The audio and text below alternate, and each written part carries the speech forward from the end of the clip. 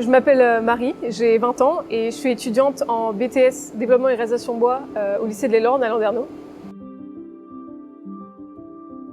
Avant mon bac pro, j'étais quand même en filière générale et j'ai décidé de changer totalement parce que ça m'intéressait pas en fait ce que je faisais. J'ai tout quitté et je suis rentrée directement en première professionnelle, technicien et fabricant bois au lycée de l'Elorn aussi. J'ai fait 2 ans et j'ai été ensuite acceptée en BTS Développement et Réalisation Bois.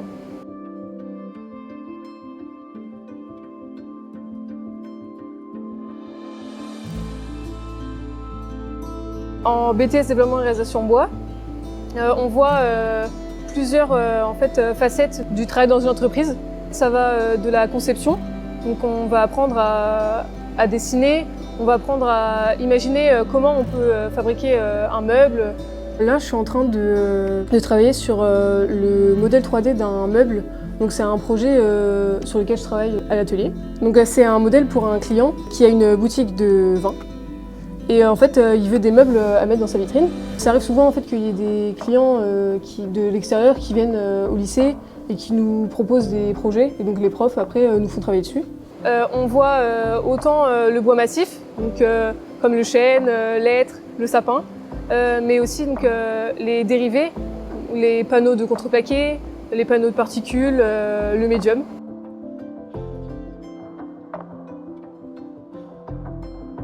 Dans la formation, on a des heures d'atelier. On apprend à utiliser plusieurs machines, des machines traditionnelles, mais aussi des machines numériques. On fait de la programmation sur les ordinateurs pour ensuite utiliser les machines dans l'atelier. Lors de ma première année, j'ai fait un stage de 6 semaines dans l'entreprise Agencement Paul Champ à Guipapa. Pendant mes 6 semaines, j'ai travaillé en atelier, donc ça fait de l'expérience pour apprendre la vie en entreprise. Maintenant, en 2e année, je vais retourner faire un mois de stage là-bas. Ce mois, il va servir en fait à mettre en place un projet que l'entreprise m'a donné. Donc, je vais devoir racheter un centre d'usinage, une machine numérique, et calculer pour savoir si la machine va être rentable au final pour l'entreprise. Si on veut continuer après le BTS, on peut imaginer aller dans une école d'ingénieur. On peut aussi faire une licence professionnelle qui s'appelle Production et Gestion Industrielle. Donc ça va être en fait la continuité du BTS DRB.